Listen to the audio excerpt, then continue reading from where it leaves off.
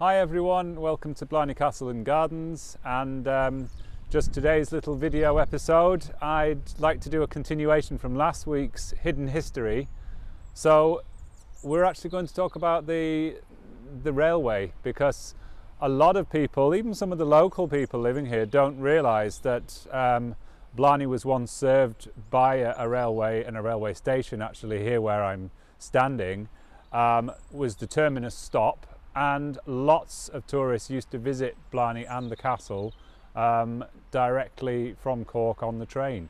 So it's something we've recently uncovered that we're keen to show you is the old turntable, which you met John, our stonemason, last week, and he's going to introduce you to the turntable and talk about some of the restoration that we've been doing, as well as a bit of the history of the railway. So I'm going to pass you over to John. Hi guys, as you can see behind me, what we have is the turntable as it is now. About a year and a half ago, we discovered the remnants of the turntable beneath the ground during excavation works for drainage and everything else. So we decided to excavate it out properly, clean it down, and what we discovered was about maybe a quarter of the brickwork was left. So we had a good idea at that stage what we had, right? So we rebuilt it, done all the brickwork up, got a mechanism made for the turntable, and now what we have is we got an operational turntable which actually works, as you can see, and the turntable works like that. Okay, quite simple. It revolved around, it's about 6 meters in length. So the circle is about 6 meter diameter circle, with the two rails will be down the middle. And what used to happen basically is that the engine would come into the station, and what they had here is they got 3 sidings.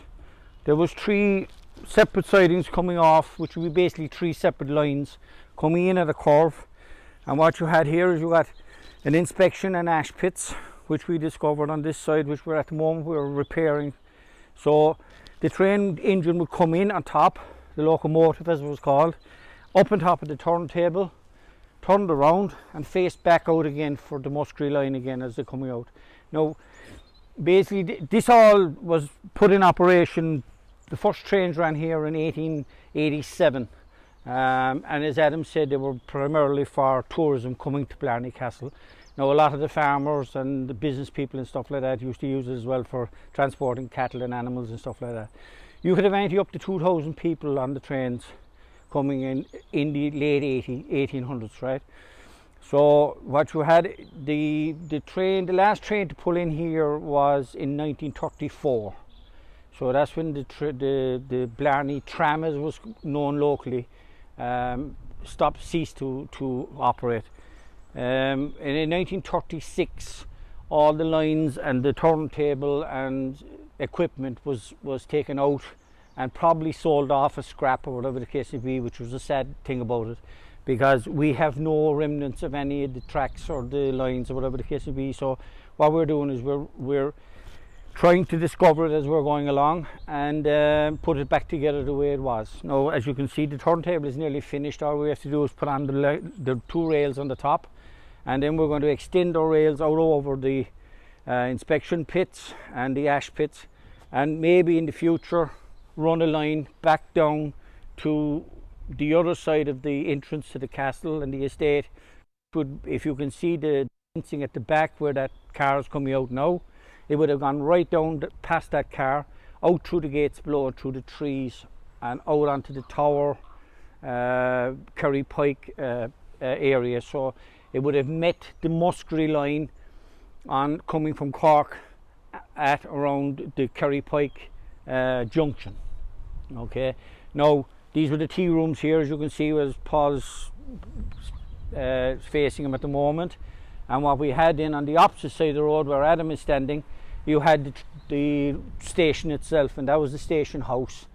And the train pulled up right where Adam was standing now, and the front of the train used to be down here. The buffers used to come out just down here where the information sign is, where you see the yellow and white tapes on the gate.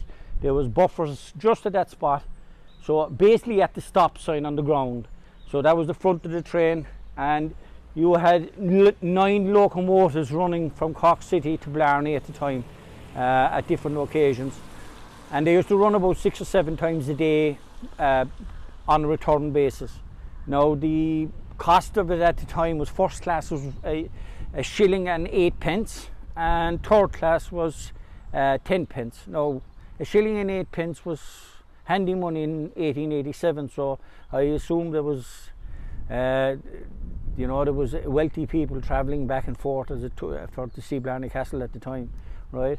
So that's basically it. We eventually, when the COVID situation, everything else is over, we'll get back working on the turntables and the brickwork and stuff, get it all finished and up, and get the lines back in action, and that'll be our next phase. So I'll hand you back now to Adam to finish off. That's great, thanks John. No bother. Just a couple of quick things. Paul's going to put up a couple of images, old black and whites, that show really, I suppose, the railway in various stages of time. Over on what is now the Erin Gift Store, there's a couple of images as well that we might show you where the old platform was. But I'm just going to also illustrate, we've recently added this sign which just gives, I suppose, a snapshot of some of the information that John's given you.